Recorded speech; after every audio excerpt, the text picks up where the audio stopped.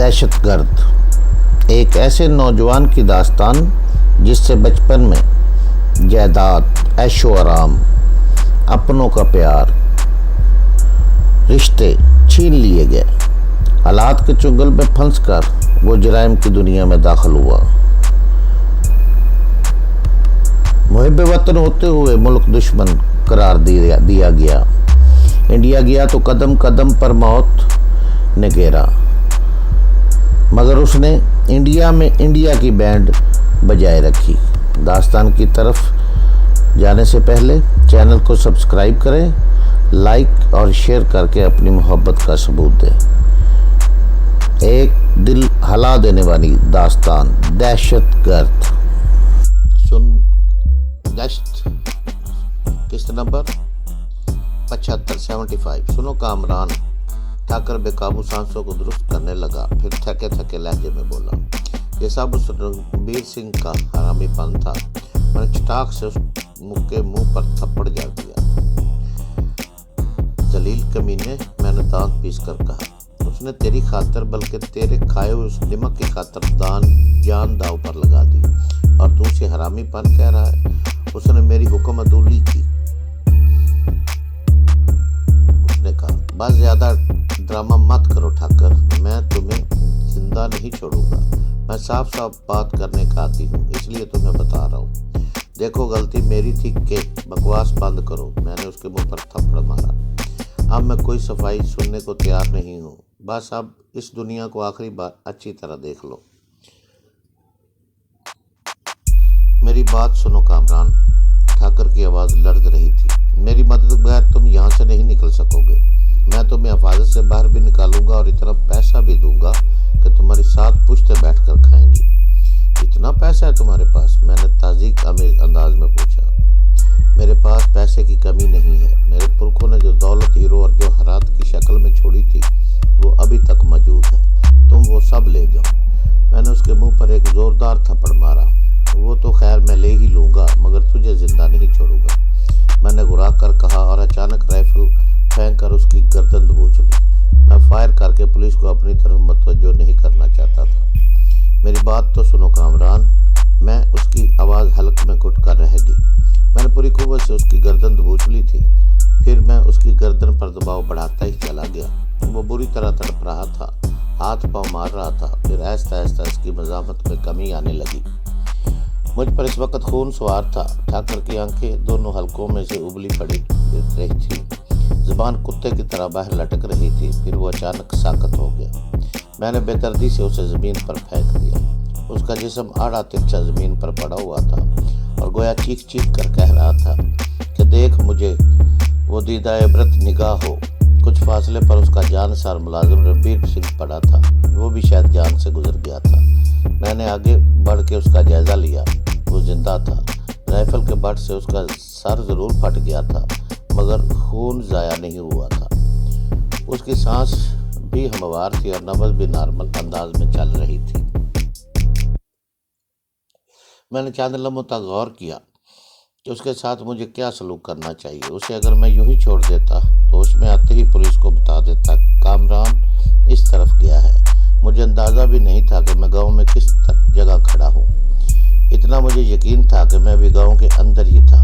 ہم لوگ سرنگ میں اتنے نہیں چلے تھے کہ گاؤں کی حدود سے باہر نکل جاتے۔ میں نے کچھ آگے بڑھ کے ارد گرد کا جائزہ لیا۔ جہاں میں کھڑا تھا وہاں سے کچھ فاصلے پر کھیتوں کا سلسلہ شروع ہو رہا تھا۔ زیادہ سوچنے کا وقت نہیں تھا۔ تھوڑی ہی دیر میں اجالا پھیلنے والا تھا۔ صبح ہونے سے پہلے مجھے وہ گاؤں چھوڑنا تھا۔ میں نے رنبیر سنگھ کی کن پٹی پر ایک ہلکی سی ضرب اور لگائی اور اندازے سے حویلی کی مخالف سمت میں چل دیا۔ رنبیر سنگھ کم از کم مزید 1 گھنٹے کے لیے اتنا علیل ہو گیا تھا کہ میں نے اس کی رائفل نکارہ کر کے وہیں چھوڑ دی تھی۔ مجھے یہ خطرہ تھا کہ کہیں کوئی گاؤں والا مجھے نہ دیکھ لے۔ گاؤں کے لوگ تو یوں بھی منہ اندھیرے بیدار ہو جاتے تھے۔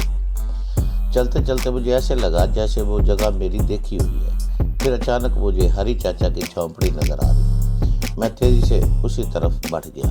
میری دستک کے جواب میں دروازہ ہری چاچا نے ہی کھولا۔ مجھے دیکھ کر وہ مارے حیرت کے بت بن گئے۔ میں نے ہنس کر کہا، اتنی حیرانی سے کیا دیکھ رہے ہو چاچا؟ میں کامران ہوں اور اس کا بھوت نہیں ہوں۔ نے جلدی سے مجھے اندر گھسیٹ لیا اور سرگوشی میں بولے، ایسا بول بیٹا، پولیس ابھی یہاں سے گئی ہے اور ادھر ہی پھر رہی ہے۔ پھر وہ چونک کر بولے، مگر تم حویلی سے باہر کیسے نکلے؟ حویلی کو تو پولیس نے گھیر رکھا ہے۔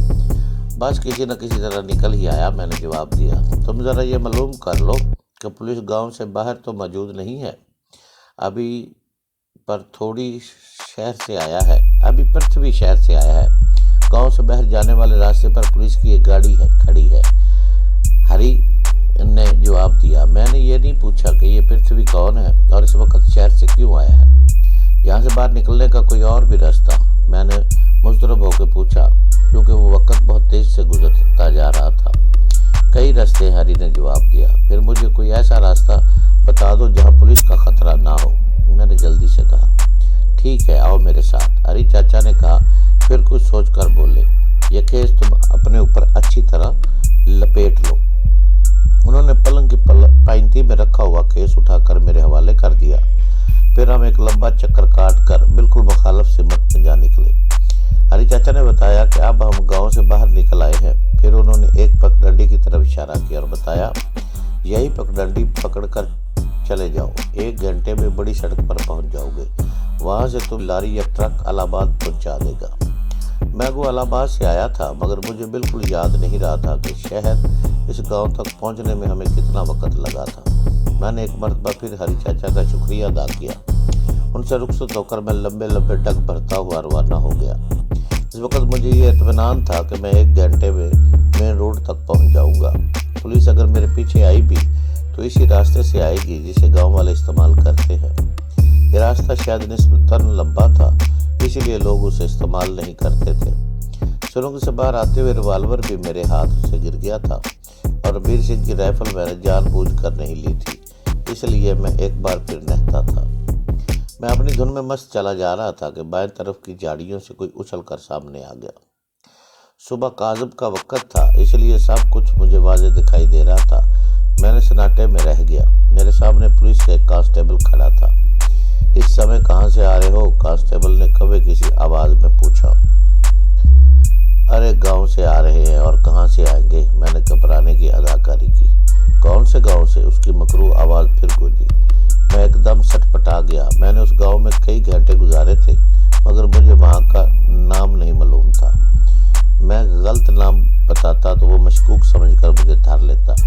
میں نے سنبھل کر جواب دیا، ارے ہمرا رستہ کاہے کھوٹا کرو بھیا، ہم ٹھاکر صاحب کے گاؤں سے آئے رہے ہیں۔ پھر میں نے چونکنے کی اداکاری کی، مگر بھیا لفڑا کاہے ہے؟ ادھر گاؤں میں بھی بہت پولیس ہے، کوئی واردات ہو گئی ہے کاہے؟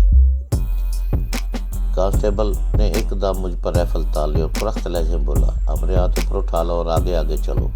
مگر کاہے؟ میں جلا کر دیاتی میں جواب دیا، ابھی جان جاؤ گے سب کچھ۔ اس نے ڈپٹ کر کہا، کون ہو تم اور کہاں سے آئے ہو؟ ہم موہن ہیں۔ اور بکواس بند کرو۔ کانسٹیبل نے چیخنے کی کوشش کی، اسے کھانسی آ گئی۔ چلو اس طرف، اس نے رائفل سے اشارہ کرتے ہوئے کہا۔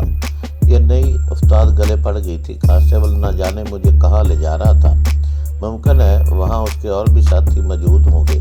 میں اس وقت تنہا آدمی کتنوں سے نمٹ سکتا تھا، مگر یہاں سے باہر نکل کر نہ جانے کیا صورتحال پیش آتی۔ میں نے اس کانسٹیبل سے وہی نمٹنے کا فیصلہ کر لیا۔ میں چلتے چلتے بری طرح لڑکھڑایا۔ کانسٹیبل مجھ سے چند قدم پیچھے تھا۔ میں رکا تو وہ ایک دم میرے نزدیک پہنچ گیا۔ اسے گمان بھی نہ ہوگا کہ میں نہتا ہو کر اس پر حملہ کرنے کی جرت کروں گا۔ میں بجلی کی سی تیز سے پلٹا اور رائفل کی نال دونوں ہاتھوں میں جکڑ کر کانسٹیبل کو زوردار جھٹکا دیا۔ دوسرے ہی لمحے رائفل میرے ہاتھوں میں تھی۔ میں نے رائفل ایک طرف اچھالی اور اس سے پہلے کہ وہ حلق سے کوئی آواز نکالتا، میں نے اس کے منہ پر ہاتھ جما دیا۔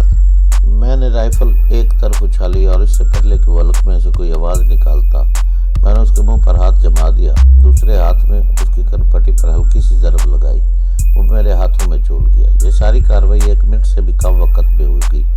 میری سمجھ میں نہیں آ رہا تھا کہ اب کیا کروں۔ میں کانسٹیبل کی جان لینا نہیں چاہتا تھا اور اسے یوں ہی چھوڑنے میں بھی خطرہ تھا۔ ہوش میں آتے ہی چیخ چیخ کر سب کو میرے بارے میں بتا دیتا اور پولیس مجھے دھر لیتی۔ میں اس علاقے سے واقف نہیں تھا، ورنہ مین روڈ پر جانے کے بجائے کسی گاؤں میں چھپنے کی کوشش کرتا۔ میں نے کانسٹیبل کی رائفل اٹھا لی جو اس کی کمر سے بندھی ہوئی تھی اور زنجیر سے منسلک تھی. گولیوں کی بیلٹ بھی قبضے میں لے لی اور وہاں سے نکلنا چاہا، مگر پھر وہی سوال آ گیا کہ کہاں جاؤں.